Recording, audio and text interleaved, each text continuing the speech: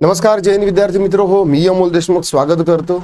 आरोग्य विभागाबद्दल एक नवीन मोठा अपडेट आलेला आहे। स्पेसिफिकली सॅनिटरी इन्स्पेक्टरच्या कोर्स बद्दल जे आहे ना तर ते सगळ्यात मोठा अपडेट जे आहे ना तर ते आलेला आहे ना। आता ज्या वेळेस अशा अपडेट विषयी कुठल्याही विभागामार्फत जर एखादं पत्रक येत असेल तर त्या विभागामध्ये भरतीसाठी हालचाल सुरू झालेली आहे असा अलिखित किंवा अर्थ जो आहे ना तर तो काढता येऊ शकतो।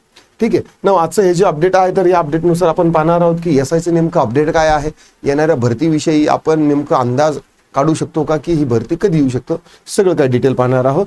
तर पूर्वी आपली ही आरोग्य सेवकाची ही जी बॅच आहे तर ही देखील आपण सुरू केलेली आहे। लाईव्ह प्लस रेकॉर्डेड बॅच आहे। यामध्ये तुम्हाला 1999 ची ही बॅच आहे, पण सध्या यावरती 1499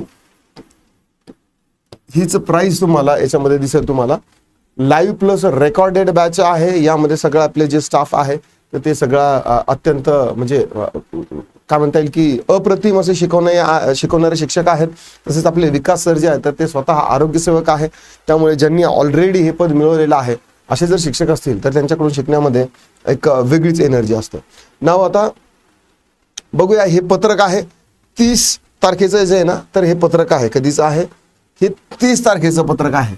ठीक आहे, महाराष्ट्र शासन सार्वजनिक आरोग्य विभागाचं हे पत्र आहे ना। आता यामध्ये विषय जो आहे ना तर तो विषय काय आहे, केंद्र किंवा महाराष्ट्र शासनाने मान्यता दिलेल्या विद्यापीठ किंवा विद्यापीठाशी संलग्न संस्थांमधून स्वच्छता निरीक्षक पदविका प्रमाणपत्र धारकांना सार्वजनिक आरोग्य विभागाअंतर्गत बहुउद्देशीय आरोग्य कर्मचारी, आरोग्य निरीक्षक, आरोग्य पर्यवेक्षक व तत्सम पदाचा पदभरतीसाठी ग्राह्य धरण्याबाबत या अगोदर ज्यांनी सेंट्रलचे म्हणजे केंद्र सरकारच्या मान्यतेचे काही कॉलेज आहेत तिथं त्यांनी काय केलेलं आहे की सॅनिटरी इन्स्पेक्टरचा कोर्स केलेला आहे। मग अशा विद्यार्थ्यांना महाराष्ट्रातील जी आरोग्य सेवा भरती आहे किंवा आरोग्य सेवक पदासाठी किंवा इतर पदासाठी जे ग्राह्य धरल्या जात नव्हतं ते आता काय केलं जाणार आहे, ग्राह्य धरल्या जाणार आहे। म्हणजे तुमचं सेंट्रलचं जरी कोर्स असला सॅनिटरी इन्स्पेक्टरचा तरी तुम्ही आता महाराष्ट्र शासनाच्या आरोग्य विभागाच्या या भरतीसाठी तुम्ही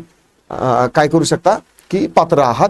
तसेच जर तुमचा सेंट्रलचा गव्हर्नमेंटचा जर आरोग्य सेवक झालेला असेल आणि ज्या भरतीसाठी नंतर तुम्हाला सॅनिटरी इन्स्पेक्टर द्यावा लागतो, जसं की जिल्हा परिषद, नगर परिषद किंवा महानगरपालिका किंवा आदिवासी विभागामध्ये जे आरोग्य सेवक आहे त्यांना भरतीच्या वेळेस त्यांना आरोग्य सेवक म्हणजे सॅनिटरी इन्स्पेक्टरचा कोर्स लागत नाही।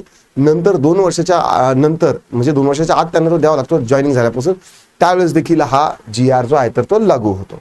ठीक आहे ना। आता यामध्ये वरील गोष्ट जी आहे ना तर तीच सांगितलेली आहे, फक्त थोडीशी जी आहे ना तर ती वेगळी सांगितलेली आहे। म्हणजे थोड्या सोप्या शब्दामध्ये न सांगता सेंटेन्सेस लंबे करून सांगितलेले आहे। म्हणजे आरोग्य एक पहिली गोष्ट, आरोग्य विभागामध्ये जर तुम्हाला सॅनिटरी इन्स्पेक्टर, ठीक आहे, 3 पदं दिलेली आहेत। कोणकोणते, सॅनिटरी इन्स्पेक्टर, आरोग्य कर्मचारी म्हणजे MPW म्हणजे त्यांना आरोग्य सेवक म्हटलं जातं, आरोग्य निरीक्षक आहे सॅनिटरी इन्स्पेक्टर, देन आरोग्य पर्यवेक्षक आहे।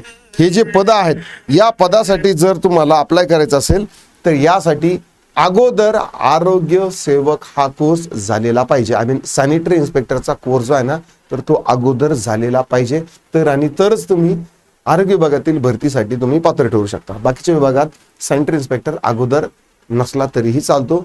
प्लस यामध्ये तुम्हाला काय 12वी सायन्स असणं गरजेचं आहे। ठीक आहे, हाच सदरील GR आहे, ठीक आहे, किंवा हा आदेश आहे। यामध्ये दिलेला आहे की केंद्र राज्य शासनाची मान्यता प्राप्त विद्यापीठाशी संलग्न ज्या संस्था आहेत त्यांच्यातून चालवणारा जो कोर्स आहे सॅनिटरी इन्स्पेक्टर, हा अभ्यासक्रम आरोग्य विभागातील सार्वजनिक आरोग्य संस्थांमध्ये कार्यरत जे हे पद आहेत किंवा यांच्यासाठी काय आहे ग्राह्य धरण्याबाबत निवेदन जे आहे तर ते शासनास प्राप्त झालेलं आहे। त्या अनुषंगाने आपणास असे कळवण्यात येते की सदरील लोकांचा जर झालेला असेल तर त्यांना काय करावं की फॉर्म भरण्यास अनुमती आहे, ग्राह्य धरण्यात येणार आहे। नाव हा छोटासा GR आहे, आशा करतो तुम्हाला आवडला असेल।